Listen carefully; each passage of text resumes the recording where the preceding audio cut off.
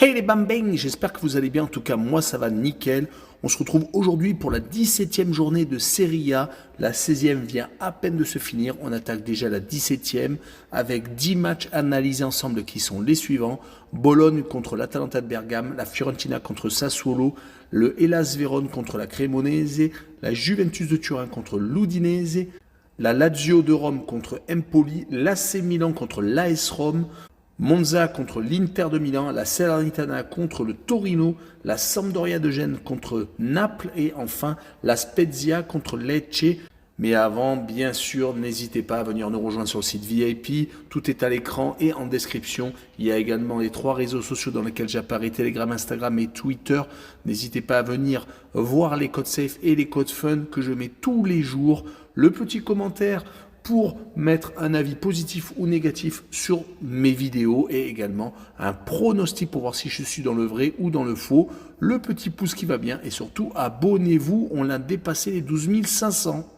Un point sur le classement où ça a évolué en milieu de semaine avec le Napoli qui s'est incliné à l'Inter de Milan et qui compte toujours 41 points. Deuxième, l'AC Milan avec 36, donc plus que 5 points de retard.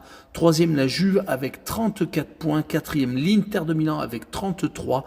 C'est en train de se resserrer. Cinquième, la Lazio de Rome avec 30 points, à égalité avec la Roma, donc l'autre club romain qui a également donc le même nombre d'unités et qui est sixième. Septième, l'Atalanta de Bergame avec 28 points et huitième, l'Udinese avec 25.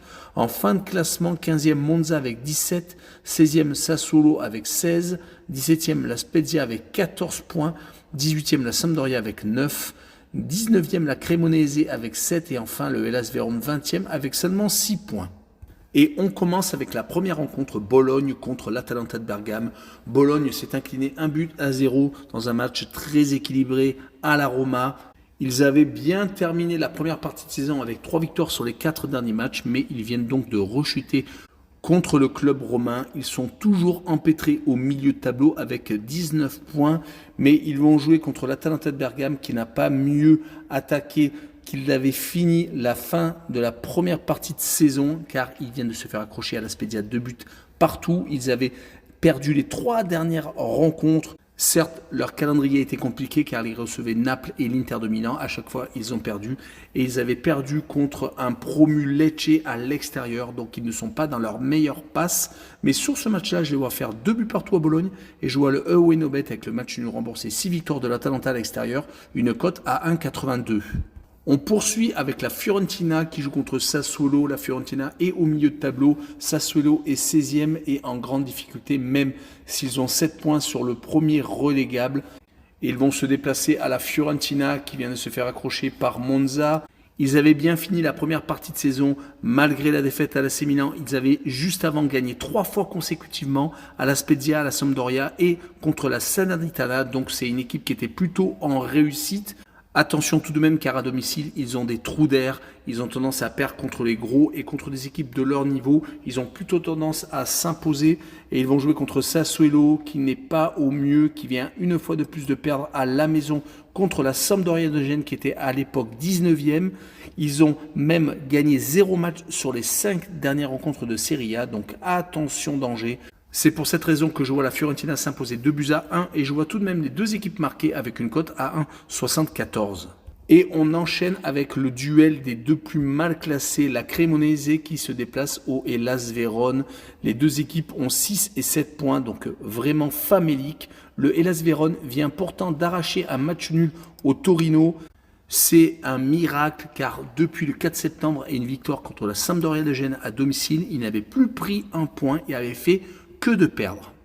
Vont-ils pouvoir enfin se redresser? Ils vont en plus recevoir la Cremonese qui n'est pas beaucoup mieux, qui vient de perdre d'une courte tête contre la Juventus de Turin, prenant un but dans les arrêts de jeu. Ils étaient à 2 doigts de faire leur 4e partage de points sur les 5 dernières rencontres de Serie A.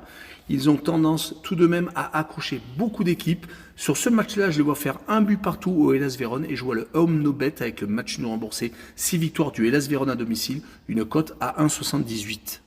On continue avec la Juventus de Turin contre l'Udinese. La Juve vient de gagner donc un match à l'arrache, comme je vous l'ai dit un peu plus tôt, sur un but de Milik à la 92e, sur un coup franc très lointain, donc vraiment que du bonus. Ils ont réussi à garder leur 3e place et ils se rapprochent même de Naples qui a perdu à l'Inter de Milan.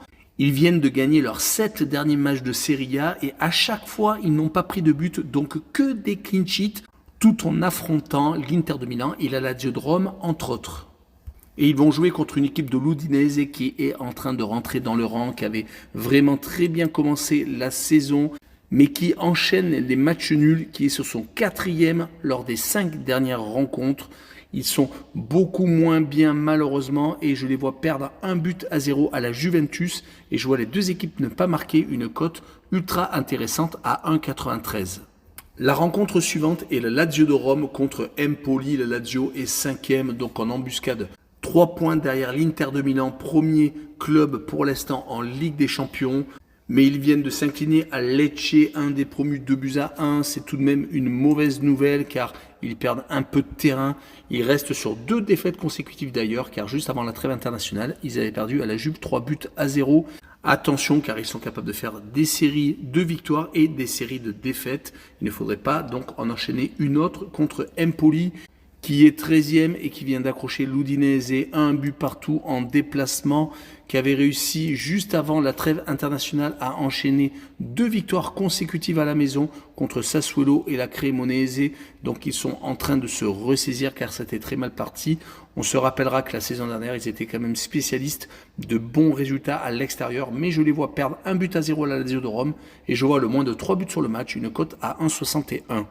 Et on enchaîne avec le choc de cette journée, l'AC Milan contre l'AS Roma. Le Milan AC est second et vient de se rapprocher du Napoli grâce à la défaite du leader et bien entendu de leur victoire à l'extérieur à la Salernitana, 2-1, une victoire de plus en déplacement. Et ils viennent surtout d'enchaîner une seconde victoire après celle contre la Fiorentina juste avant la trêve internationale. 3 victoires et 1 nul et leur bilan lors des 4 dernières rencontres de Serie A. Oubliez la défaite au Torino le 30 octobre. Ils vont bien entendu vouloir enchaîner contre la Roma qui a réussi à s'imposer contre Bologne juste donc en début de semaine et il restait sur 2 matchs nuls consécutifs juste avant la trêve. Donc cela fait beaucoup de bien à l'équipe de Mourinho. Mais je les vois perdre 2-1 au Milan AC et je vois le plus de 2 buts sur le match. Une cote à 1,51. On poursuit avec Monza contre l'Inter de Milan. Monza, un des promus et 15e avec 17 points, donc 8 points d'avance sur la Sampdoria qui est première relégable. Donc c'est pas si mal que ça. Ils viennent en plus de faire encore match nul à l'extérieur à la Fiorentina, 1 but partout. Sur les 5 derniers matchs de championnat, ils ont un bilan assez intéressant de 2 victoires, 1 nul et 2 défaites. Donc ce n'est pas ridicule. Ils ont tendance quand même à être solides quand ils reçoivent. Mais ils vont jouer contre l'Inter de Milan qui vient de battre le Napoli, qui a infligé sa première défaite au leader et qui reste sur 3 victoires consécutives. Le 6-1 contre Bologne et surtout la victoire 3-2 à l'Atalanta juste avant la Coupe du Monde leur ont permis donc de redresser la tête car ils étaient malheureusement redescendus au classement. Ils sont actuellement 4e et peuvent encore espérer jouer plus que la 4e place. Pourquoi pas le titre, mais il faudrait enchaîner les victoires. Sur cette rencontre, je les vois gagner 2-1 à Monza et je vois les Interistes marquer le plus de 1,5 but sur le match, une cote à 1,61. On continue avec la Salernitana qui reçoit le Torino. La Salernitana s'est sauvée de justesse la saison dernière. Ils avaient commencé tambour battant cette saison. Ils étaient au milieu de tableau, mais malheureusement, ils enchaînent les mauvaises performances. Ils viennent de perdre contre le Milan AC lors de cette reprise 2-1 et ils restent donc sur les 4 derniers matchs, sur 3 défaites consécutives et un match nul arraché contre la Cremonese, c'était le 5 novembre. Pourtant, leur dernière victoire remontait à un déplacement à la Lazio de Rome le 30 novembre, mais ils se sont peut-être vus trop beaux. Et ils vont jouer contre le Torino qui vient de se faire accrocher par le dernier à la maison contre le Hellas Vérone, 1 but partout. Ils avaient pourtant fait match nul juste avant la coupure à la Roma, 1 but partout. Donc c'est vraiment des résultats qui ne se ressemblent pas. On notera quand même leur bilan de 2 victoires, 2 nuls et 1 défaite lors des 5 derniers matchs. Donc c'est assez encourageant.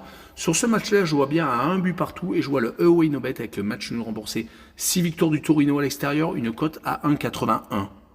On passe à l'avant-dernière rencontre, la Sampdoria de Gênes contre le Napoli. La Sampdoria vient d'avoir la bonne idée de s'imposer à Sassuolo car ils étaient 19e, ils viennent de gagner une place, ils sont maintenant 18e mais ont toujours 5 points de retard sur la Spezia qui est le premier non relégable.